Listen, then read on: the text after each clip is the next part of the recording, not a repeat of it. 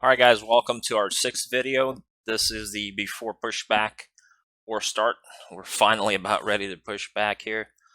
So prior to pushing, we'll do a few things. We got the final load sheet, and depend on the airline, most airlines, the ones I've flown for, you get the load sheet at the gate. Other airlines, sometimes you have to clear a gate for another aircraft to pull in. You're gonna have, request push, and then during taxi, you get your load sheet, or you might even have to pull in the taxiway and stop waiting for your numbers. Fuel on board, we're going to check this one more time before you push. That APU is burning fuel, or your dispatcher might have added more fuel, so make sure you get that before you push, because you don't want to come back just to get more fuel. If takeoff conditions change, we're going to do a change to the takeoff performance data, and the other pilot's going to verify it. We're going to adjust the seating position, and notice here the pilot flying will have the perf page up for takeoff, and pilot monitor will have flight plan. And the reason for that is, let's say after takeoff, the departure controller says direct 10. If the pilot flying the hand flying it, he's just going to ask for the pilot monitoring, and it helps to be on the right page to expedite that. External power, sometimes rampers will pull the external power without the pilot's approval. And if it's connected, they can get zapped pretty good. So we're going to talk about the priority of the external power versus APU generator. Before start checklist, this is very important. Don't push without first reading it. I've seen the UI time, the out, off, on, and in time. The out time is a big deal for airlines because that's your on-time performance. Some airlines program it to be all doors closed and the release of the parking brake. Other airlines will program actually a ground speed, so the actual pushback of the aircraft is the out time. So if you're trying to make your out time and you're rushing things and the parking brake is on, and you tell the tug guy to start pushing your parking brake on, it's not going to be pretty. Alright, we're going to get a pushback start clearance. We're going to put mode S on the ATC, our transponder. Windows doors are going to check closed. Slides are going to have to be armed, and we're going to show the indications for that. Put the beacon on. Very important here is don't put the beacon on until you have a clearance. Some airports, if you turn the beacon on, all the traffic behind the aircraft is going to stop. So if you're going to sit there for 15 minutes with the beacon on, you might make other people's day miserable. First levers, we're going to make sure that's at idle. The engine will start even if it's not at idle, and it won't be pretty, even though there's an ECAM that will tell you that thrust levers are not at idle. Accumulator pressure, we're going to check that that's good, so we have parking brake once the push is done. I'm going to show you the Nosewheel Steering memo on the ECAM memo. Parking brake, it can be either on or off. If you're starting at the gate or there's no gate, you leave it on, start it, and then pull out, or like most of the time, release the parking brake, get pushed, and wait for your ramper to clear you to start. And we'll do the below the line. Alright, we're here in the cockpit, so this is the before pushback or start. First thing is the load sheet, so we finally got an updated version. So we're going to come here, our new CG and zero fuel weight is 130.3. CG moved just a tiny bit, 31.5. Fuel is still 18.9. Our new takeoff weight is 148.7. So we are overweight in case of an immediate return. So keep that in mind. And the pilot monitoring is going to verify the exact same thing. So going over to performance, we looked at since it was such a small change, still 146 V1. VR 146, V2 153, still the same flax, still the same flap, and the trimmable horizontal stabilizer stayed at 0.2. So moving on, our seating position, we're going to adjust that. You can move up, down. The technique here, if you look at this little ball right here, there's a white ball in the back and a red ball up front. So look what happens as I go up and down, and as I go right and left. So you see, if I'm sitting right here and I see too much of the white ball, it means you're too low. If I see too much of the red and nothing of the white, it means I'm too high. The way I sit, for example, if you're right here, looking out the door, you see a lot of the dash here on top, the glare shield.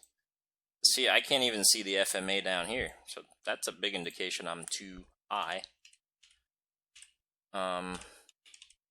Right here, you know, you can even see below the glare shield, but you can't see anything up here. Now, you sit at this point right here, you know, you can barely see the top of the PFD and D, and you can see outside, but that varies so much from person to person. Big issue is the setting of the rudder pedals.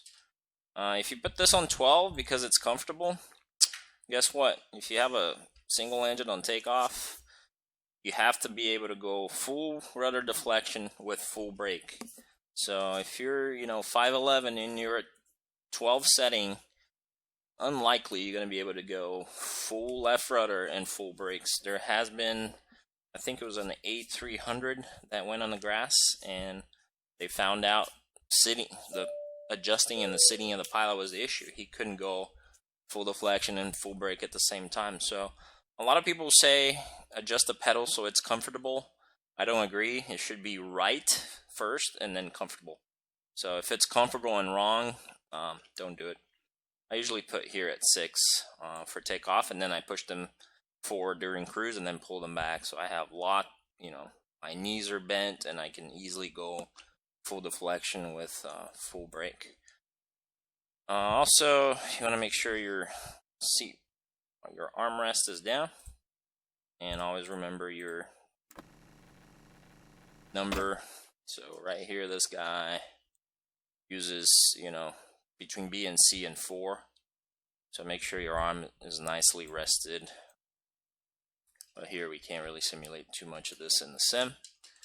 Same thing for the FO, and notice that this ball here, the white one, is for the captain, and this left one is for the FO, because look what happens when I move over to the right side. So that's why those are there. For him here, he's sitting on his seat, and then he can look at the white ball. Say, okay, if I'm seeing too much white ball, I'm too low. If I'm seeing too much of the red, I'm too high. And that's it for seating position. Let me go back to my seat. Alright, moving on. FMS pages. So I'll be the pilot flying, so mine will be in perf. And pilot monitoring, we'll leave his on flight plan. There it is, flight plan, McCoy 2, and the correct rowing. The pilot monitoring now is responsible to go on the overhead and see what's going on. So, external power. Let me change the view here for better. So right here, external power. Right now it says on. And that's kind of on what? Does that mean the external power is on, but I'm not using it? And look what Airbus did. Interesting choice of buttons. So if you look right here, it says start avail. Look when I put a light test, what happens. So putting the annunciator to test, you're going to see that the start and avail is the exact same button we have for the external power. What a great choice, right? Because avail here on the external power has nothing to do with this avail here. So this avail right here means it's available, and if you don't have the external power, it's in use. The on at the bottom means it's on the start cycle. So let's move up here and turn our annunciator light off. So right now, avail and on. So if I push this right now, what happened? It's saying avail, but this avail is not the same avail as that. So of all the switches Airbus could have chosen, they do this, and this causes a lot of confusion. It might look simple, But I can tell you, I've done it, and I've seen a lot of people do it. They think on is avail is on, and it's a big, massive reset that's going to happen, and it's not cool. So right now it says avail, so that means the external power is outside, it's available, but I'm not using it to power the aircraft. So it's safe now for the ramper to go pull it out. If it was like this, it would be an issue. Because right now, it means the external power is powering this aircraft electrically. And if the ramper goes there and pulls it out, he can get zapped and even get killed. So some people I've seen it do it, and I don't blame them, is to come down here on the eCam, bring up the electrical page, and then you can see, okay, what's going on. The external power is powering the AC bus 1, AC bus 2. Let me go over to the overhead. I'm going to disconnect this, and before I do that, I want to make sure my APU is on, and is on, it's available, so it's safe to do the change. Now I did the change. I can look back here, see what happened, and I can see now that the APU generator took over the load, and it's safe for the ramper to remove it. So we'll give him a call, and we can let him know that it's safe to remove it. So the pilot monitoring, we'll call the mechanic, so he has to pull this out, turn the volume up. He can either put this on intercom, or he can just push radio transmission. So you say, hey ramper, it's safe for you to remove the external power. And I'll show you how we do this on FS Labs. Remember, this menu does not exist on the real aircraft. So we're going to go to Options, External Controls, and we're going to disconnect the GPU, and let's see what that did to our electrical page. So here up here, he removed it. So there's no longer a avail light. If we go down here and look at the, we can see that that indication here disappeared. So that is done. Well, now that we're done with the external power, before I ask for the before start checklist, I notice here I have something going on my eCam. It says brakes, brake, yellow, accumulator, low pressure. And when I look at my triple indicator, I have an indication there that it's not on the green. So if I zoom in, something is wrong here, and it's probably because my simulator has been on for hours and hours, and my accumulator just lost pressure. So how do we reestablish pressure in the accumulator? First, we have to warn anybody that's outside of the airplane that we're going to turn the yellow electric pump on, and that's going to pressurize the accumulator pressure. Also, if you're applying, brakes here on the ground with no green available, and with one pump of the brakes, your accumulator pressure goes down significantly, get a mechanic involved, because that's not normal. You should have 7 presses of the brakes until it drains quite a bit. So in this case, I know that's not the case, so I'm not going to call the mechanic to report this to him. I'm just going to call him and say, hey, I'm turning the accumulator pressure on, watch out. So we're going to go in the overhead, and this is the electric pump. Some guys I've seen will actually turn the beacon on as a warning that they're about to, hey, I'm about to turn the pump on, so watch out there, guys. So over here, I'm going to push, you go up, you find the hydraulic panel, the electric pump, and that's for the yellow. So here we go. I'm going to push it, and let's see what happens down here. And right away, my accumulator pressure went to the green, and pressure is reestablished. I still have a status here, so let me make sure that's unrelated. So I'm going to push status and see what's going on.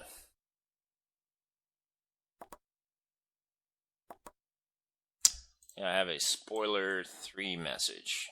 Once I turn the pumps off, let's see if that disappears. And going into the hydraulic, we're seeing what's happening here. that electrical pump was turned on.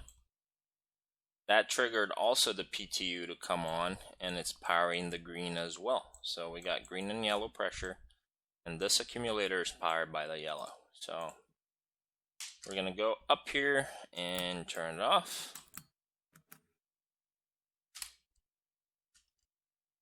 And let's see what happens. It's depressurizing.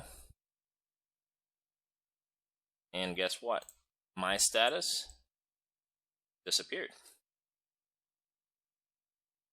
Push hydraulic, my status is clear. Now there's no reason to click because whenever there's no status here, you don't have to click. So that's it, we solved that problem. So now we are ready for the before. Alright, so now it's time for the pilot flying to say before start checklist, and the pilot monitoring will read it, starting with cockpit prep. Pilot flying answers completed. Pilot monitor answers completed as well. Gear pins and covers removed, and that's because I remembered they were removed when we first walk into the plane. Signs, on and auto. So there's two places you can look for on and auto. So right down here, you can see the seatbelts on, no smoking is auto, and this changes from airline to airline. Instead of no smoking, it might be PEDs. And another place you should. Down here, there's a memo for seatbelts. Right there. Aiders, please don't look at the overhead and look at the switch and say nav. The switch doesn't say much about where it's at. For example, if I grabbed IR2 and put it in ATT and back to nav, or even to off and back to nav, just because the switch is in nav doesn't mean anything. So where do you need to go to confirm that your aiders are in nav? You have to go to the McDo position monitor. This is where you see nav, and this is why you're going to answer when he says aiders, nav. Fuel quantity. You can look up here, 18,880 pounds. Some people click it to see if it's still balanced. You can see if it's balanced or not. Pretty darn close.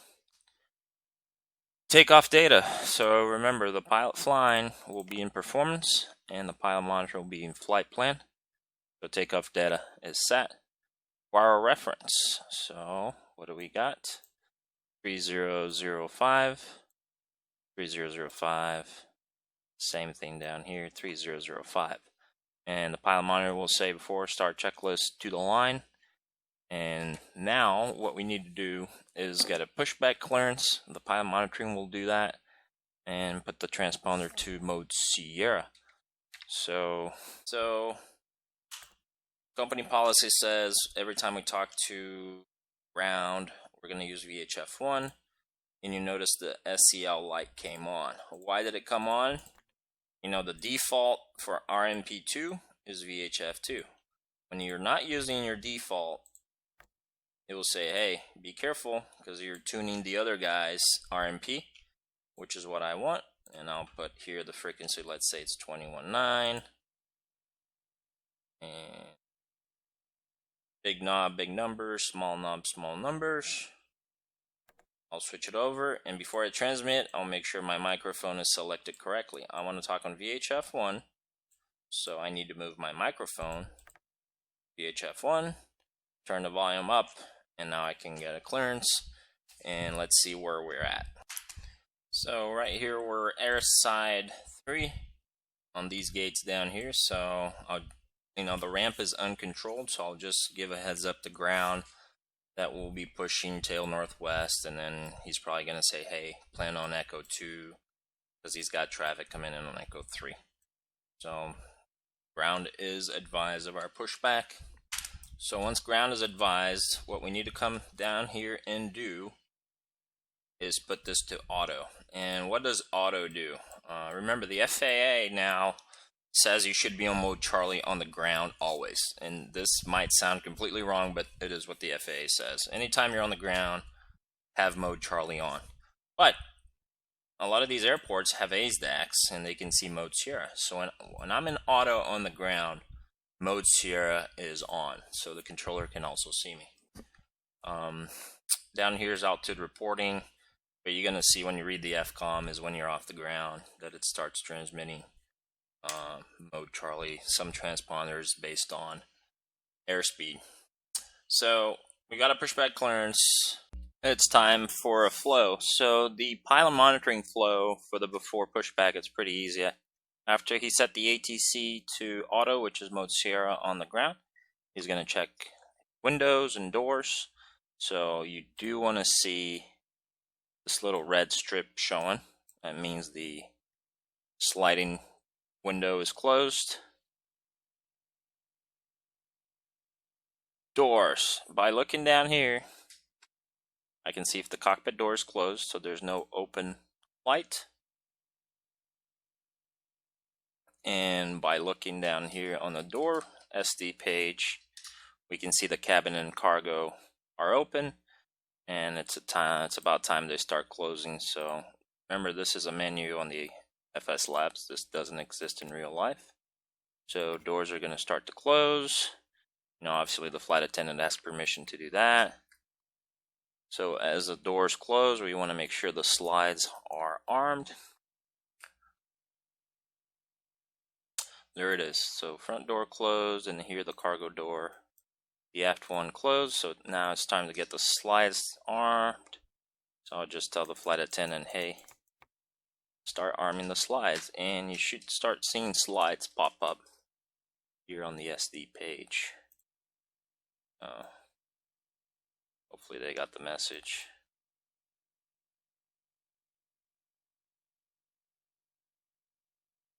Yep. So all my slides are armed. And a quick note, these are always armed. The overwing ones on the 320 and 319, 318, there's no way to disarm them. That's a maintenance procedure and task. On a 321, then all those are armed and disarmed by the flight attendants.